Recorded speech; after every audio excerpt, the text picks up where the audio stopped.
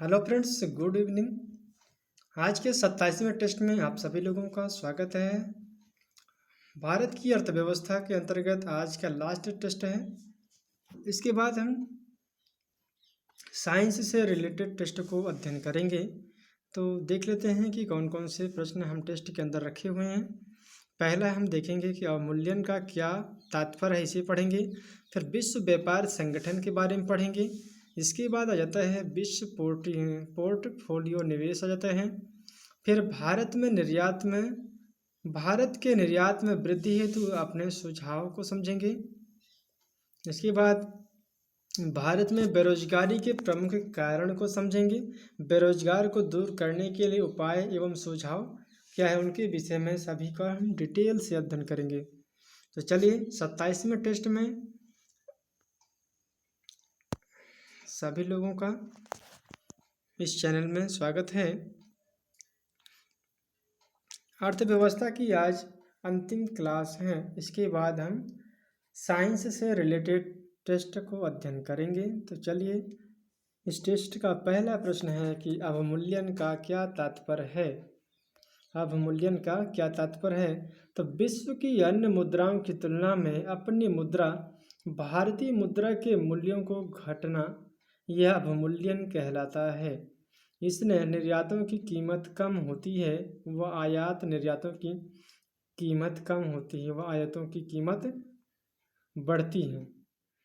इसका simple process है कि विश्व की अन्य मुद्राओं से यदि हम तुलना करते हैं तो भारतीय मुद्रा के मूल्य में घटोत्तर, कहने का मतलब कि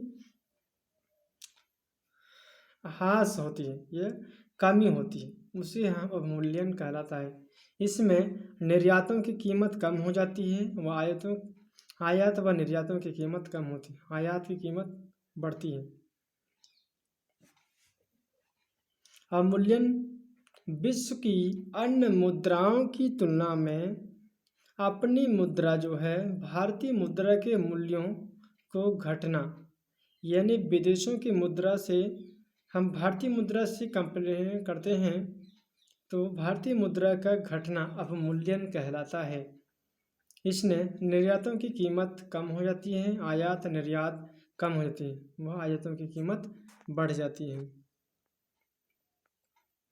विश्व व्यापार संगठन के बारे में तो आप सभी लोगों ने अच्छे से पढ़ा होगा, चाहे करंट अफेयर्स हो कि इकोनॉमिक्स हो, इन सभी के बारे में डिटेल से अध्ययन किया होगा, सभी को अच्छी तरह से जानकारी भी होगी। तो चलिए फ्रेंड्स, हम त्रिमार्कर में कैसे लिखेंगे, इसे हम पढ़ेंगे कि एक अंतर्राष्ट्रीय संगठन है जो कि देश के, यहाँ देखो नहीं है, यहाँ देश है, देश के मध्य व्यापार के निर्यातों को विनियमित करता है। कहने का अर्थ है कि अंतर्राष्ट्रीय, जिसे हम इंटरनेशनल संगठन कहते हैं, अंतर्राष्ट्रीय संगठन जो कि देश के मध्य व्यापार के निर्यातों को विनियमित करता है। इनका मुख्यालय कहाँ है? जिनेवा स्विट्जरलैंड में है। जिनेवा स्विट्जरलैंड में है। सदस्य देश हैं यूरोपीय संघ सहित 164 देश हैं। देश के पर्यवेक्षक देश जो कि 23 हैं। इस प्रकार आपने विश्व व्यापार संगठन के विषय में पढ़ा है। चलिए अगला प्रश्न देख लेते हैं कि कौन सा है। अगला प्रश्न, हाँ अभी सॉरी बचा हुआ है, कि भारत वर्ष में 1947 में गैट तथा WTO का संस्थापक सदस्य देश बना हुआ है। अगला प्रश्न देख लेते हैं कि कौन सा है। कि अगला प्रश्न हमारा आ जाता है कि विदेश पोर्टफोलियो निवेश क्या है। यदि किसी निवेशक द्वारा कंपनी के 10% से कम शेयर खरीदे जाएं तो इसे विदेशी पोर्टफोलियो निवेश कहते हैं। फिर रिवाइज कर देते हैं कि यदि किसी निवेशक द्वारा कंपनी के 10% से कम शेयर खरीदे जाते हैं तो इसे विदेशी पोर्टफोलियो निवेश कहते हैं। अगला जाता है FPI निवेश अस्थिर प्रकृति के होते हैं और इनमें संकट की स्थिति में अर्थव्यवस्था से निकल जाने की प्रकृति देखी जाती है। तो हम सिंपल प्रोसेस में समझते हैं कि यदि किसी निवेशक कंपनी के 10% से कम शेयर खरीदता है तो उसे पोर्टफोलियो के निवेश के अंतर्गत मान लेते हैं। एफआई निवेश अस्थिर प्रकृति के होते हैं। इसमें संकट की स्थिति में अर्थव्यवस्था निकल जाने की प्रकृति देखी जाती है। अगला हमारा प्रश्न रहता है, चौथा प्रश्न है कि भारत में निर्यात में वृद्धि हेतु अपने सुझाव दीजिए। भारत किस प्रकार निर्यात करता है, आपको इस टॉपिक के अंतर्गत अपने सुझाव में साझा करना है कि भारत कैसे निर्यात करता है, किन किन देशों से निर्यात करता है और उनसे कितना फायदा भारत कमाता है। तो चलिए, पहला पॉइंट है कि प्रतिस्पर्धात्मक शक्ति बढ़ाने के लिए उत्पादन लागत घटाई जाती है। प्रतिस्पर्धात्मक शक्ति बढ़ाने के लिए उत्पादन लागत घटाई जाती है। कहने का अर्थ यह है, यदि आप लोगों को कंपटीशन में लाना है तो अपने वैल्यू को समझना होगा, अपने ईगो को कंट्रोल कर उन कंपटीशन के विषय में अच्छे से समझकर प्रतिस्पर्धा करनी चाहिए। उत्पादन क्या है? उत्पादन पद्धति में सुधार होना चाहिए।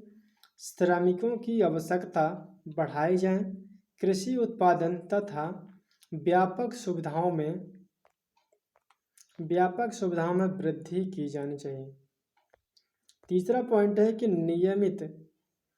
निर्मित वस्तुएं, ये निमित नहीं है, निर्मित है, निर्मित वस्तुओं की उत्पादों व निर्यातों को वित्तीय सुविधाएं प्रदान की जाना चाहिए।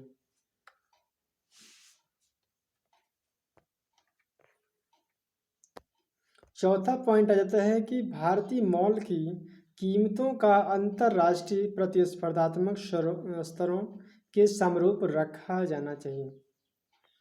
पांचवा फैक्ट है कि केंद्र तथा राज्य सरकारों द्वारा स्थापित विभागों में उचित एवं प्रभावपूर्ण समन्वय स्थापित किया जाना चाहिए। छठवां है कि निर्यात गृहों तथा अंतर्राष्ट्रीय व्यापारी केंद्रों की स्थापना में सहायता की जाए।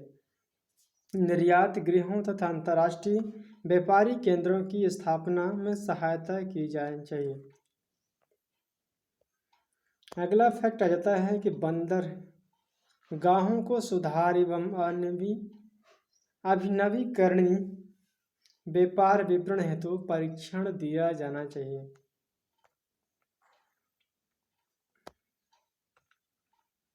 पांचवा प्रश्न है और इसे हम लेबर मार्कर में समझते हैं कि भारत में बेरोजगारी के प्रमुख कारण को बताना है। बेरोजगार को दूर करने के उपयुक्त सुझाव दीजिए।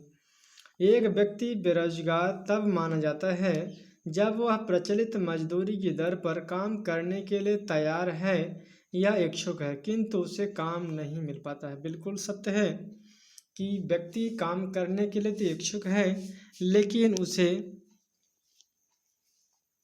काम नहीं मिल पाता है। तो वहीं परिभाषा के रूप में आपको इकोनॉमिक्स की भाषा में समझाना है कि एक व्यक्ति बेरोजगार तब माना जाता है जब वह प्रचलित मजदूरी की दर पर काम करने के लिए तैयार है, लेकिन इच्छुक भी है, किंतु उसे काम नहीं मिलता है।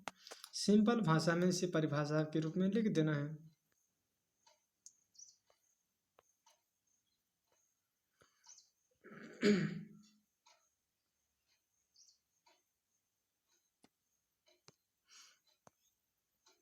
लगता है ये प्रश्न थोड़ी डबल हो गई है एक पॉइंट, तो कोई बात नहीं, फिर दोहरा लेते हैं। दोहराने से आप लोगों को याद ही होगा। एक व्यक्ति को बेरोजगार तब माना जाता है जब वह प्रचलित मजदूरी की दर पर काम करने के लिए तैयार है या इच्छुक है, किंतु उसे काम नहीं मिल पाता। बेरोजगारी के कारण समझते हैं।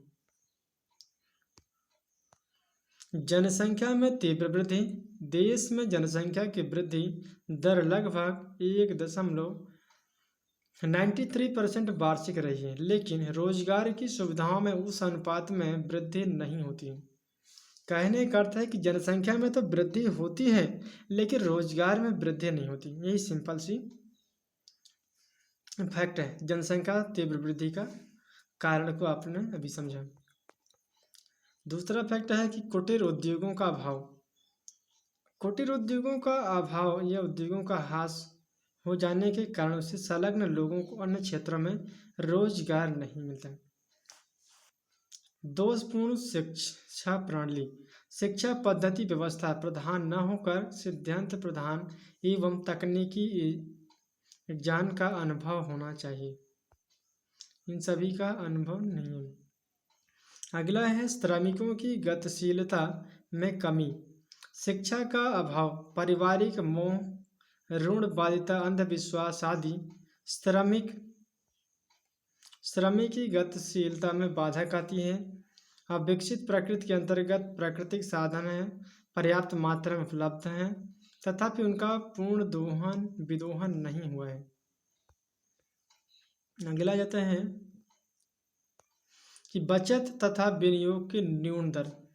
प्रति व्यक्ति आय कम होने के कारण हमारे देश में बचत करने की शक्ति कम है।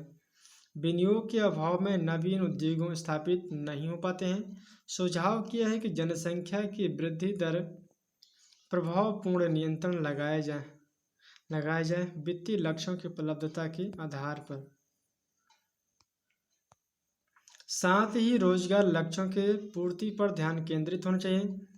कुटीर तथा लघु उद्योगों का विकास किया जाए। कृषि विकास तथा हरित क्रांति को स्थायी बनाने के साथ ही ग्रामीण औद्योगिकरण का विस्तार किया जाना चाहिए एवं बचत तथा विनियोग दर में वृद्धि किया जाए, क्योंकि अधिक पूंजी का विनिर्माण रोजगार के अधिक अवसर प्रदान करेगा। चौथा है कि शिक्षा प्रणाली तथा सामाजिक व्यवस्था में पंथिक परिवर्तन किया जाता है। पांचवा है कि रोजगार कार्यालयों द्वारा रोजगार सेवाओं का विस्तार किया जाए। बेरोजगारी विशेषज्ञ समिति का सुझाव है कि रोजगार और जनशक्ति के आयोजन के लिए राष्ट्रीय आयोग स्थापित किया जाता है। तो चलिए फ्रेंड्स, आज का वीडियो हम यहीं एंड करते हैं। आप लोगों ने अभी 27वें नंबर के टेस्ट को अध्ययन किया है और आज के हम इस टेस्ट के अंतर्गत अर्थव्यवस्था से संबंधित टेस्ट लगाए हैं। आज का अंतिम टेस्ट था। फिर हम नेक्स्ट वीडियो में हम 28वें नंबर के टेस्ट में पढ़ेंगे भौतिक विज्ञान से संबंधित टेस्टों का अध्ययन करें। Thank you. जय हिंद, जय भारत।